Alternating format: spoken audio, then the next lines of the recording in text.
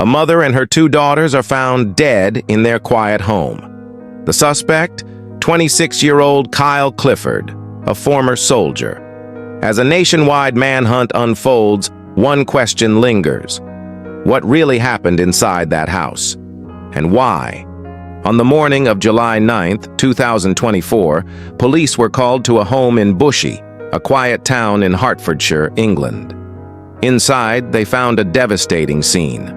3 women had been killed, 61-year-old Carol Rolston and her daughters, Nicole and Louise. Within hours, police identified a suspect, Kyle Clifford, 26 years old, a former soldier, and known to at least one of the victims. What followed would grip the entire country. This wasn't just a violent crime, it shocked a nation, a family murdered in their own home, and a suspect on the run. News of the manhunt spread rapidly. Armed officers searched for Clifford across Hertfordshire and beyond. But behind the headlines, deeper questions remained. Who is Kyle Clifford? And what led to this act of extreme violence? Welcome to True Crime Space. In this episode, we examine the Kyle Clifford case, a devastating family tragedy that deeply impacted Hertfordshire. 3 lives lost, a crossbow involved, and a former soldier at the center of the investigation. Join us as we uncover the facts and explore the story in detail. Was this a targeted attack? What do we know about Kyle Clifford and his past? And could this tragedy have been prevented? Bushey, Hertfordshire. A peaceful town less than 20 miles northwest of London.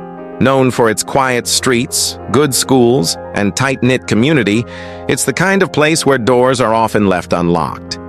Violent crime is rare. Most days pass without incident. But on July 9th, 2024, that changed. The town's calm was shattered by an emergency call that would soon be at the center of national headlines. Carol Rolston, 61, had built a life rooted in family. She was a mother, and by all accounts, someone who cared deeply about those close to her. Her 2 daughters, Nicole and Louise, were in their 20s, just 25 and 28 years old. Both women were known in the area. Nicole had reportedly worked as a beauty therapist. Louise was involved in marketing and lived nearby. They were close to their mother, and on that night, all 3 of them were inside the family home. It was also reported that one of the daughters had previously been in a relationship with the man who would later be named as the primary suspect, Kyle Clifford. This detail would raise urgent questions about motive and whether this was an act driven by personal ties. At around 7 p.m., neighbors reported hearing disturbing sounds, including what they described as screams coming from the house.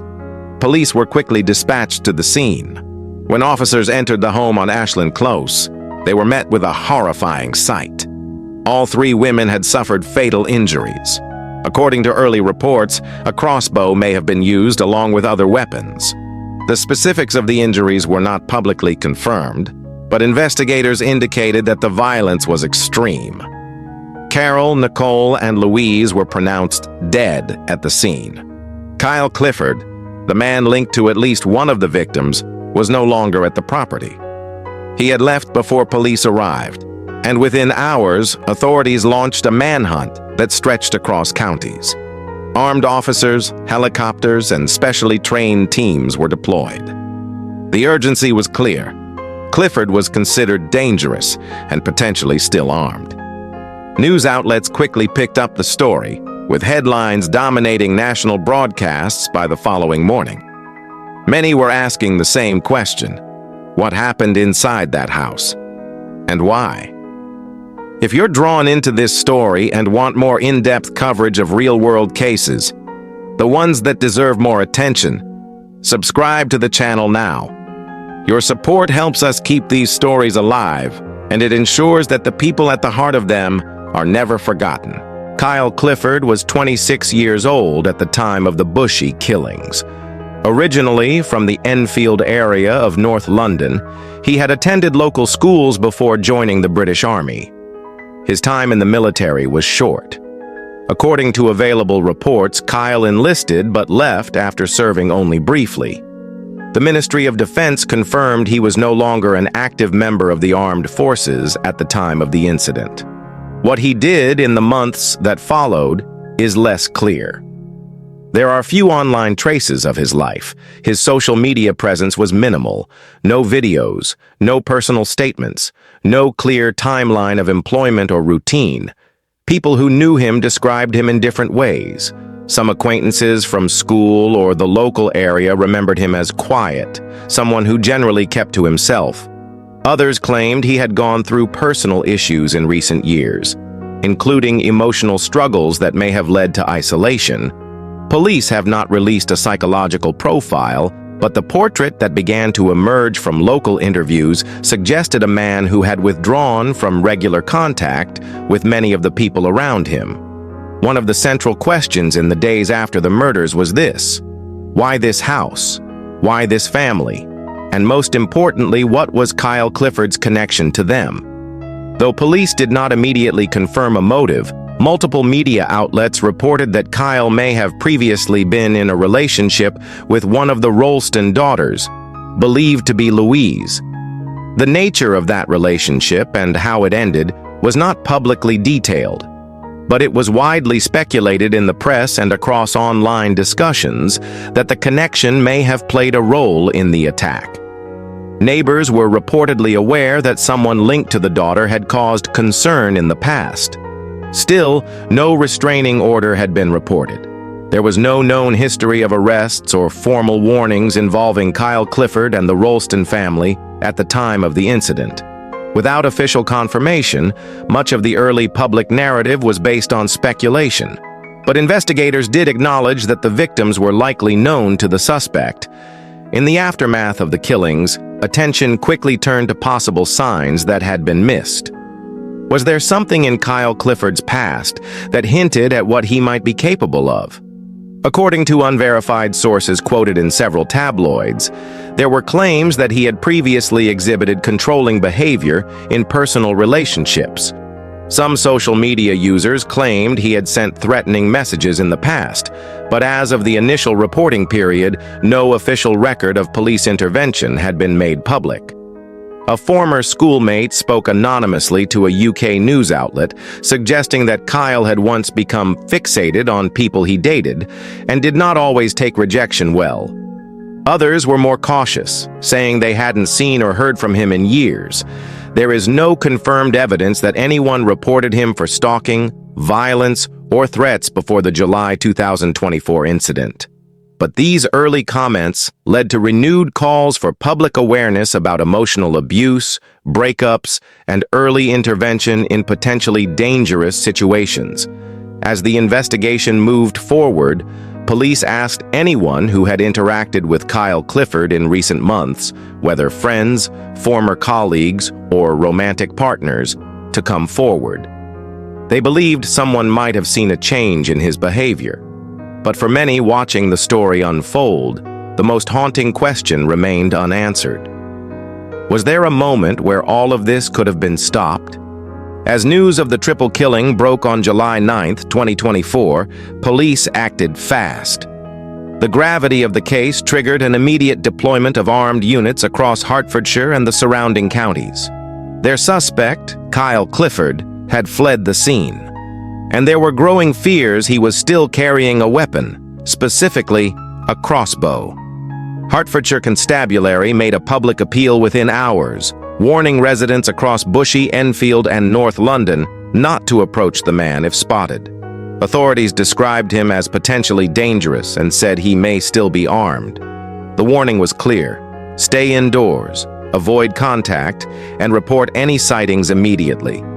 Police worked alongside specialized units, including counter-terrorism trained officers, due to the nature of the weapon and the rapid threat level assessment. Officers conducted door-to-door inquiries. They canvassed areas where Clifford was believed to have contacts. In coordination with Metropolitan Police, they launched a cross-jurisdictional search that extended across borough lines. Public transit stations, local parks, and wooded areas were closely monitored. Helicopters circled above. Roads were temporarily blocked off as tactical teams swept through target zones. By the morning of July 10th, the case had gripped the UK. Major news outlets shifted to near-continuous coverage. Footage of police cordons in Bushey, live feeds from Enfield. Public fear escalated. Multiple schools in Hertfordshire and nearby North London implemented precautionary safety measures. Some parents chose to keep their children home. Others waited outside school gates, their eyes constantly scanning for updates on their phones. Community centers and businesses in areas thought to be relevant to the suspect's background began issuing internal alerts. Emergency services remained on high alert. On social media, the manhunt trended across platforms. Some users speculated on Clifford's motive. Others posted what they believed were sightings, none of which were confirmed by police at the time. Local forums lit up with neighborhood reports and speculation, adding to the already intense atmosphere. Misinformation started spreading, prompting officials to urge the public to rely only on verified channels. There was also confusion. Some questioned how a man could escape so quickly after committing such a violent act. Had he planned this in advance? Did he have help?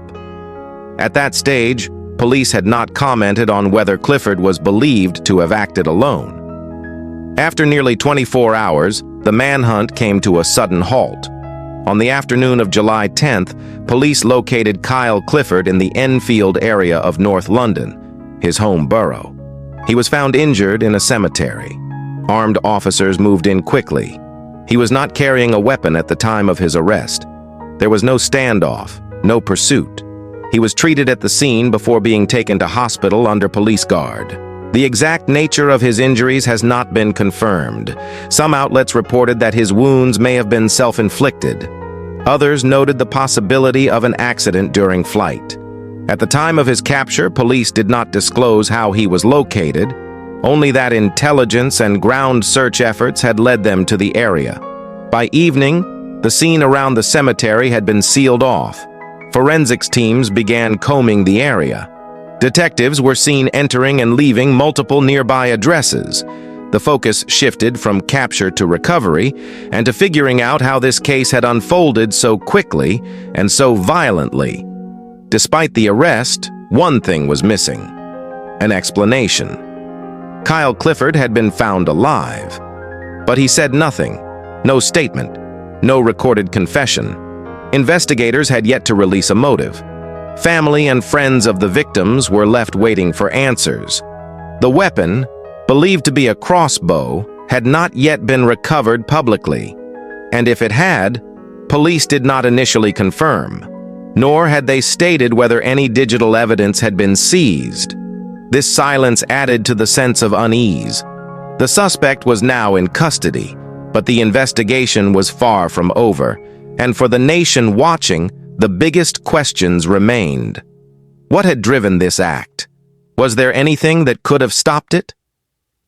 Even after the manhunt ended, the questions had just begun. As the investigation began to unfold, public speculation intensified. Much of the early discussion centered on motive. There were reports, though unconfirmed, that Kyle Clifford may have previously been in a relationship with one of the victims. Some sources suggested that he had once been romantically involved with one of the daughters, either Nicole or Louise Rolston. No official statement has identified which one. What has been confirmed is that they were all known to each other in some way. When a crime of this nature occurs, especially in a quiet community, people look for a reason, and when no formal explanation is offered, theories fill the space. One of the most widely circulated assumptions was that this was an act tied to rejection, a personal fallout, a perceived betrayal. There was also talk about unresolved emotions, anger, isolation, or humiliation. But again, none of these possibilities have been supported by formal charges or a verified timeline. The family has not released detailed statements about any prior connection, and Clifford himself, as of now, has not spoken publicly. So the motive remains a matter of speculation. What is clear, though, is that the attack was not indiscriminate. It involved people who lived together, people who, at some point, knew the suspect, and for reasons still unclear, all three were targeted. Attention soon turned to Clifford's background, particularly his time in the military. He had joined the British Army in 2022, but left within the same year. Reports vary slightly on whether he completed basic training, but sources indicate his service was brief. There was no record of overseas deployment, and he did not appear to have been involved in any active combat operations. But questions were raised about what, if anything, happened during his time in uniform. Did he struggle with adjustment? Was there a behavioral record? Had he received any form of medical or psychological evaluation before his discharge? The Ministry of Defense declined to release personal details, so it remains unclear whether Clifford sought or was offered any mental health support after leaving. Several news outlets, including The Guardian and Sky News, noted that military mental health services have been under increasing scrutiny in recent years. Some veterans have reported long wait times for psychological care. Others have said that early intervention is inconsistent, especially for those who leave before completing full terms of service. If Clifford had experienced mental distress, it's not yet clear whether he was ever diagnosed or treated. His digital footprint offered little detail. His social media presence was minimal. Friends from his past described him as quiet, sometimes distant, but no formal red flags were ever made public. The case raised several questions, some of which may never be fully answered. Why a crossbow? The use of such a weapon was unusual. Crossbows are legal in the UK, but they are regulated under different classifications than firearms. They require no license to purchase, yet they can be lethal. Some speculate that he may have chosen it because it was quieter than a gun and more accessible. Others wonder if it had symbolic meaning or was simply something he had access to. Why all three women? Why was no one else targeted? Was there a specific reason he included the mother along with the two daughters? Police have not released findings about the order of the attacks. We don't know whether one person was the primary target or if all three were part of the original intent. Why that night? Was there a triggering event? Did something happen in the hours or days leading up to the attack that caused him to act? Texts, emails, or call logs may hold answers, but authorities have not yet disclosed whether any digital evidence has been recovered or analyzed. In the absence of a statement from Clifford himself, the case remains open-ended in the public's mind. There are many theories, some grounded in what little is known, others purely speculative. In the silence after the killings, the truth remains trapped inside Kyle Clifford's mind. What do you think drove Kyle Clifford to commit this atrocity? Drop your theories in the comments where we read everyone. Within hours of the triple murder in Bushey, headlines spread across the country. Nearly every major UK outlet ran breaking news banners. Names, photos, and speculation became constant features on news websites and across broadcast media. Some of the coverage relied on early unverified claims. Reports about motive, method, and relationships were often published before confirmation. Anonymous sources appeared in multiple articles, offering statements that could not be independently verified. Several tabloids published front-page pieces suggesting a love triangle. Others hinted at revenge, jealousy, or mental instability, without sourcing those claims to official records. The press named Kyle Clifford before charges were filed. His photograph circulated widely. Readers were shown his military background, his hometown, even his previous social media accounts. On television, broadcasters ran panel discussions that theorized about possible mental health issues, romantic entanglements, or emotional breakdowns. In some segments, the speculation outpaced the facts. Timelines were constructed without police confirmation. Narratives were built based on assumptions, creating a picture before all the details were known. Even international media outlets picked up the story. From CNN to Le Parisien, the case became a global topic. The use of a crossbow, the location of the murders, and the family connection all contributed to increased interest. But with interest came noise. And in the rush to report first, accuracy sometimes took a back seat.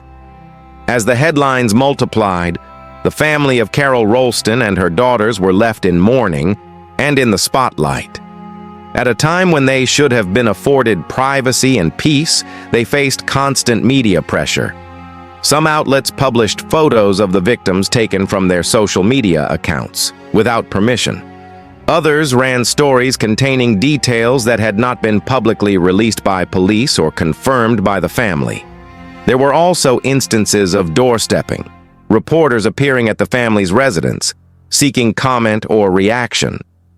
The father of the two daughters, John Rolston, released a brief statement through the police. He described his loss as unimaginable and asked for privacy. But even that request did not slow the intensity of coverage. On social media, the case attracted thousands of comments. Some posts offered condolences. Others criticized the family's background, their relationship choices, and even their parenting. Online forums and comment sections quickly filled with personal speculation. Several users falsely claimed to know the victims or the suspect. Images were reposted without context. Screenshots of old Instagram posts were circulated as if they held clues. This digital noise made grieving more difficult, and it raised broader questions about what families should be forced to endure in the aftermath of violent crime, and whether the public truly understands the consequences of constant exposure. As interest in the case grew, the true crime community online began to mobilize. YouTube channels, TikTok creators, and podcast hosts began producing content, some informative, others speculative. Many asked, where do we draw the line between documentation and entertainment? When does the coverage of tragedy begin to hurt the people left behind? In some cases, creators were respectful. They cited verified sources, avoided jumping to conclusions, and focused on what was publicly known. But others focused on views. Thumbnails featured the victims' faces alongside provocative titles. Videos speculated on the killer's mental state or emotional history, often without any medical or police evidence to back it up. This raised concerns across journalism circles and victim advocacy organizations. The National Union of Journalists in the UK reiterated its guidelines about responsible reporting, especially when stories involve surviving relatives. They advised newsrooms and independent content creators alike to avoid speculative language and to confirm facts with authorities. The broader question remained, how do we responsibly cover acts of violence? What is owed to the victims' memories, and what is owed to their loved ones who did not choose this attention? For every viewer who follows these stories with empathy and concern, there are others drawn by curiosity or shock value. This dual audience creates tension between education and entertainment, between truth and profit. And as this case continues to unfold, those tensions are unlikely to fade. After his capture in Enfield, Kyle Clifford was taken to a nearby hospital to receive treatment for his injuries. Once medically cleared, he was moved into police custody. Since then, there has been no public statement from Clifford, no confession, no explanation, no comment. His silence has left investigators and the public alike with many unanswered questions. Law enforcement officials have maintained a strict hold on the details of the ongoing investigation. Statements from the police have been limited to confirming that Clifford is the primary suspect and that he remains in custody. No further information about his motivations or any involvement in other incidents has been released. The legal process now takes precedence, and authorities are preparing for the next steps in this case. The case is moving toward prosecution. Reports indicate that a trial will be scheduled, though the exact date has not been made public. Until then, many details remain under wraps. Court proceedings in the UK require that suspects receive a fair trial, and much of the information surrounding this case is subject to reporting restrictions. This means the public will likely have limited access to evidence or testimony until the trial begins. During this period, legal teams for both prosecution and defense are gathering facts, interviewing witnesses, and preparing their cases. The trial itself is expected to draw significant attention given the high-profile nature of the crime and the questions it raises. Legal experts suggest the court will carefully consider the evidence, including forensic analysis, witness statements, and any psychological evaluations of the accused. As the legal process unfolds, many questions remain unanswered. Will Kyle Clifford speak during the trial? Will he offer an explanation or defense for his actions? Will the court uncover motives that have so far been kept from public view? Family members, law enforcement, and the community await answers that may finally bring some clarity. The victim's loved ones seek closure. The public hopes for a full account of what led to the tragic events in Bushey. Until then, the silence around the case adds to the uncertainty. The absence of answers allows speculation to fill the void, though no conclusions can be drawn without evidence presented in court. It is a reminder that in the justice system, truth is revealed in due course. As this story continues, the world watches and waits. Sometimes, the quietest suspects hold the loudest secrets. The tragic events in Bushey have left a deep mark on the community and the nation. In a quiet town known for its peaceful streets and close-knit neighborhoods, 3 lives were taken in a sudden and violent way. Carol Rolston, a devoted mother and respected community member, and her daughters Nicole and Louise, young women known and loved by many, were all lost in one terrible night. Their deaths have shocked people across Hertfordshire and beyond.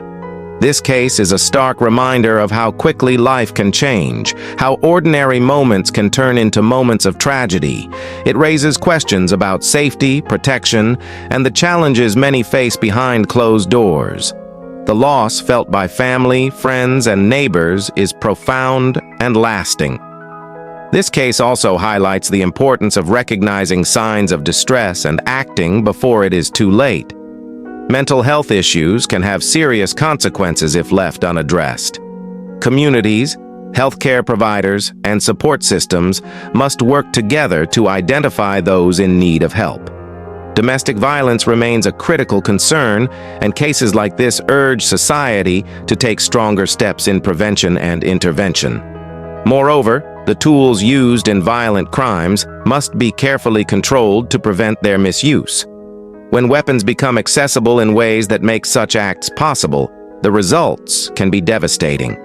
There is a collective responsibility to ensure safety measures are in place to protect families and communities from harm. Carol Rolston, Nicole Rolston, and Louise Rolston were more than victims. They were daughters, sisters, and a mother. Each had a story, a life filled with relationships, hopes, and dreams. Their lives ended far too soon, leaving behind those who loved them and a community in mourning. As this investigation moves forward and the legal process unfolds, it is important that their memory is honored. We remember them not just for how their lives ended, but for who they were. In the midst of pain and loss, their stories call us to listen, to learn, and to work toward a safer future. They deserved to live in peace. They deserve to be remembered. If you believe it's important to share these stories, to remember those affected, and to raise awareness about the issues behind such tragedies, please support our work. Like this video, subscribe to the channel, and turn on notifications so you never miss an update. We focus on cases that may not always be in the spotlight, but that deserve attention. Every victim's story matters, and every family deserves to be heard. By staying informed and involved, you help keep their memories alive.